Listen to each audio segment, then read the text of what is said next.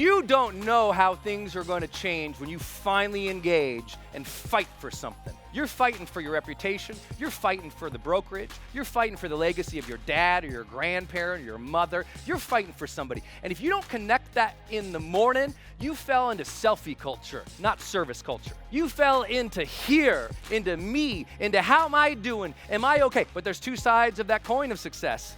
Self-care, and the other side, service. When life is difficult, how do I show up? That question and your answer is your wealth more than anything you're going to learn about AI, more than anything you're going to do in your local neighborhood. Leaders, who knows what I'm talking about in this room? That simple question. When things are difficult, how am I going to show up? You know how I'm going to show up? I'm going to be centered. I'm going to be calm. I'm going to be cool. I'm going to be thoughtful. I'm going to learn. I'm going to ask questions. I'm going to call my mentors. I'm going to work through it. I'm going to go for a walk. I'm going to breathe. I'm going to meditate. I'm going to make sure I'm not fueling my body with stuff that shuts me down. I'm going to make sure that life's inevitable difficulties, I'm showing up ready. Ready. You're training right now. You're not the victim of this market. You're training for the market. You're training. You're training for the dips. You're training for the ups. You're in training mode. That's personal development. Real people who do personal development, they realize you have to make self-improvement a way of life. And the reason you make self-improvement a way of life isn't because you have to heal from something once in a while. It's because life is hard. Honor that as a challenge for how you're going to show up. When you talk to your teams, it's hard. Let's challenge ourselves. How are we going to show up? How are we going to choose to meet this? What's our mindset? What's our behaviors? Here's an interesting thing, which I was stunned by, and does apply to Vegas a little bit. When high performers are struggling, the market changes, something goes wrong, the industry switches. All around the world, they have a tendency to do something so simple that the leaders will probably applaud me when I tell you, you all have to do this. They double down on the fundamentals. That's what you got to do. Everyone say it with me. Double down on the fundamentals. You already know what works, but you're given 3 months to this. Fundamentals. And if that sounds offensive, I'm a high-performance coach. I got to give you that edge. We got to get our edge back. We got a bunch of people moping and complaining, living in the old world, the wrong time zone. Yesterday, last year, 5 years ago, the market was so great. Oh, I like the 80s. Can't we go back to the 80s? Oh, God, bring me back to the 90s. No, we're here. How will you meet it? Don't bemoan the struggle. Take it as a challenge. Everyone say, I'm here. Yeah, here. You're going to meet it well. I'm going to meet it well. In 2009, I saw my father meet the last part of his life well. He was diagnosed with acute myeloid leukemia. They gave him 7 days to survive. He was a gunnery sergeant in the Marine. We got some military service people. If you're retired or active service, would you please stand up and get recognized by this audience right here, ladies and gentlemen? Let's go. Hoorah. Let's go. Thank you. Thank you. Thank you. Yeah. Old Gunny, he made it 59 days. They gave him 7. And you know what he had for 59 days? A great attitude. You know what he had as he's spitting up blood from the cancer treatment? A great attitude. When they wheeled him out of that hospital to bring him home for hospice, the nurses cried because he'd made them laugh so much. He made friends there. You see, we all go through hardship, but how are we going to show up through it? Can we show up with a good attitude? How you are going to show up these next couple of years, that's your wealth. And I don't just mean the wealth of your market sales. I mean the wealth of your spirit and your soul. Your character honors you. And that thing to fight for, your family, your career, your business, your movement, your reputation, your leadership, it changes the game when you have it. It's a different performance edge when you're aware of it. Because I'd come home and I'd write. And that was my writing desk before the first book comes out. And that's the whole apartment. And it was tough. I went broke during that time. Girlfriend's apartment. My laptop I got to turn in 30 days because I'm renting it. And the apartment's so small that the bed became my extended desk. And not this picture captioning, but usually on the bed was all of my research, other books, my vision boards, my bills, my drawings, my journals, everything was on the bed. And one night, my girlfriend comes in, Denise, and I'm typing along and pretending to write, and she comes in, and she doesn't want to disturb me as I'm pretending to do the work. So she comes over, kisses me goodnight, walks around the bed, and goes to get under the covers of the bed. So I'm typing along, I watch her get under the covers of the bed, but she gets under the covers of the bed on the section of the bed where my bills are and my bankruptcy papers are. So I'm typing along, faking the work, look over,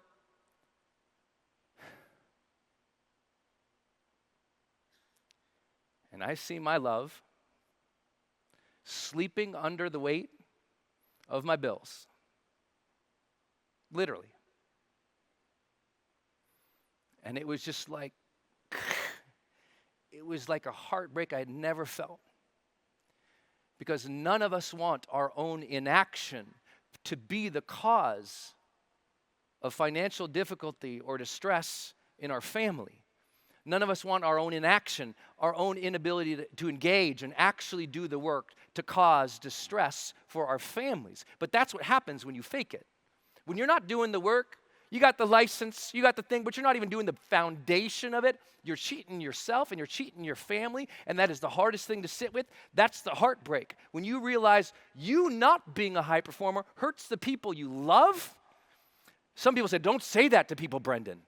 We got to talk about, softer things. I'm like, but that's the difference with high performers. They have the performance edge that goes from, I'm fighting for somebody. I know people need me. It's this thing I have next to my computer. It says this next to my computer. It's a card. Every day ask, who needs me on my A game? Why is it necessary that I show up and serve with excellence today? And for me, it was Denise. I said, my love is not going to sleep under my bills ever again. I'm going to make something of myself. I'm going to learn how to do this. And I was starting small, but that night when I saw her sleep, let me tell you what, she went to bed, I saw that, I felt the heartbreak, and I typed. And I typed, man, and I typed all night, all the next night, all the next night, all the next day, all the next day. I didn't need green tea and croissants. I typed, and I typed, and I typed, and I typed. And 18 days later, boom, book comes out. Boom, bestseller. Boom, another bestseller. Boom, another bestseller. Boom, another bestseller. Boom, another bestseller. 6 best-selling books around the world.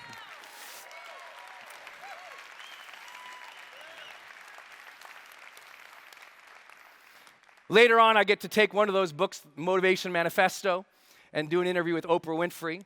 And then later on, she's launching a book, so she invites me out, and I get to bring Denise, the girl who believed in me. And we got to stand there in her backyard, and she's launching her book, and we're helping her, and we're with all the big fancy celebrities, none of them from Montana.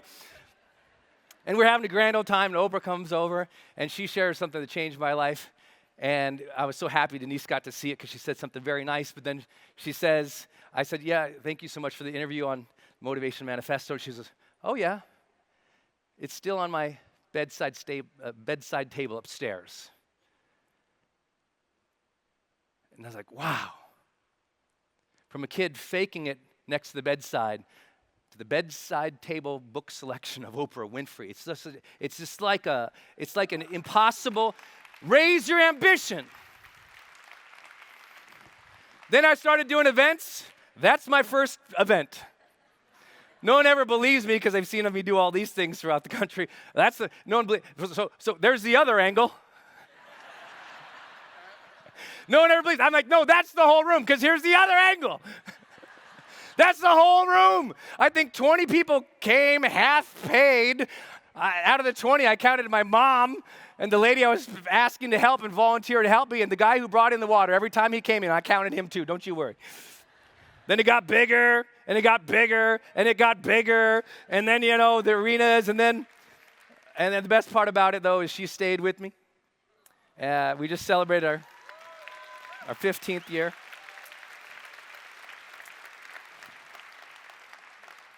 You don't know how things are going to change when you finally engage and fight for something. You're fighting for your reputation. You're fighting for the brokerage. You're fighting for your sister. You're fighting for your brother. You're fighting for the legacy of your dad or your grandparent or your mother. You're fighting for somebody. And if you don't connect that in the morning, you fell into selfie culture, not service culture. You fell into here, into me, into how am I doing? Am I okay? And by the way, that's important. That's one stage, right? There's a huge mental health element to high performance. But there's two sides of that coin of success. Self-care, self-mastery, personal development, and the other side, service, fighting for people. If you don't like the word fight, then love for somebody. Love for somebody. Show up and love that day. Love for somebody. Give. Care for your kids. Love for somebody. You got to do that. It's hard today because we're so distracted, and that's why number 3, you got to get your mind back. You got to get your mind back. The highest paid people in the world gather together every day to code some algorithm to steal your attention and your time, and people don't understand how bad it's gotten. Did you know this country, here in the United States of America, the average adult spends 2 hours a day on social media? Not posting, not creating, not building business like we do in this room, but just dumb consumption. Just swiping and scrolling. And here's the 4 things that happen when you do that. Number 1, every swipe is making you a more judgmental person. Why are our marriage being ripped apart? Why are our families being ripped apart? Because every swipe is a judgment. The judgment is this worth my attention? Is this worth my time? Do I like this? Is it worth the heart? Is it worth the like? Is it worth the share or bookmark? Every single thing that you do this is a judgment. And guess what? You're hard coding it every time. And most of you do it 1,100 times a day. You swipe up or down, left or right, 1,100 times, you just coded judgment. The second thing is doing all that, you're coding comparison. How am I doing versus her? Oh, look at her house, look at her market, look at her outfit. You're coding comparison. This is why division is growing in the country. I'm not like them. Look at those rich people. I don't like this, because it's all about comparison. The third thing we know is it's destroying your mental health over time. And the fourth thing for business owners you need to know, it just stole, on average, 3 months of your year. People don't do the math on this, so try this with me. You guys, your agents are better math than I am. Let's just assume you do 1 hour of dumb consumption, right? Forgive the language, but you're just kind of, a lot of you do it in the morning. You wake up, you're like, "Ugh." All right? That's not the best way to start your day. Judgment, comparison. Ugh. I want you to lay around and think about your dreams, not on your phone, in your brain, in your heart. But what most people do, that hour, let's just take an hour. 1 hour a day, consumption. 1 hour a day does what? Well, at the end of the week, how many hours?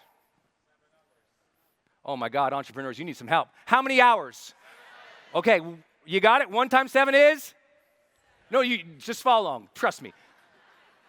7. You lost 7 hours. You know, a high performer, 7 hours is a work day. Anyway, I mean, who can crush it in 7 hours? You give me 7 hours, I will sell this whole city. You know what I'm saying? Like 7 hours, I mean, if you're focused, you got to pick up the kids. 7 hours, you can crush it in 7 hours. But you lost that 7 hours that week. No big deal, Brendon. But the problem is 7 times 4 is? Whoa. In 1 month, 7 times 4 is 28. 28 hours.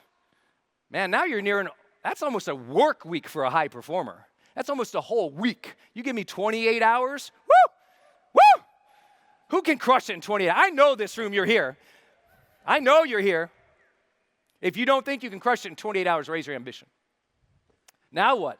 Well, no big deal, Brendon. It's just 28 hours. Yeah, but the problem is 28 times 2 is what? 56. So 56 hours in 2 months. 56 plus 28 is?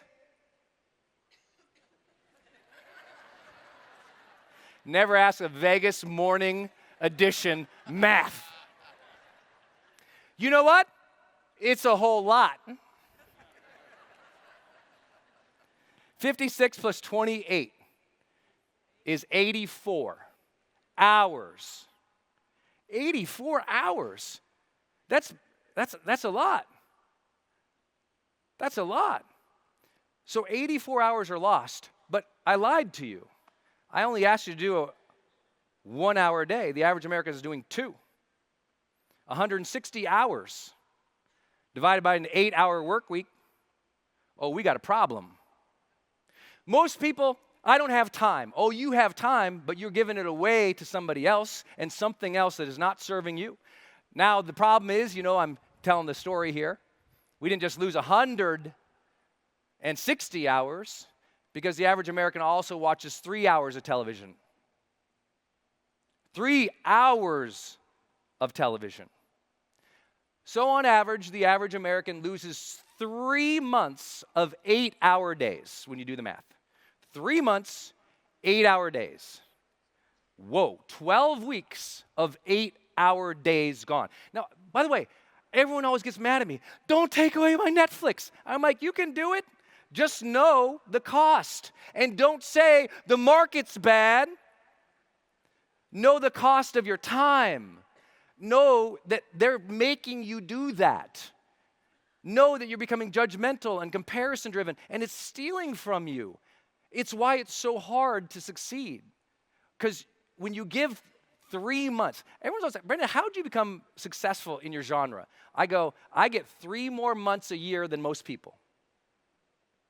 I get 3 more months a year. Now, I know everyone who hates productivity, oh my God, are you a machine? Is all you do work? And I was like, no, but most of what I do is my purpose. Most of what I do is serve people. Most of what I do is try to inspire people. Do I enjoy some wine or some movies or times out with friends and family? Absolutely, because you know what? I got 3 more months with family than most people. I got 3 more months of work and purpose. I got 3 more months to work out. I got 3 more. How are you so joyous? Where do you get the energy? I'm like, because I'm not wasting it there. Energy can build.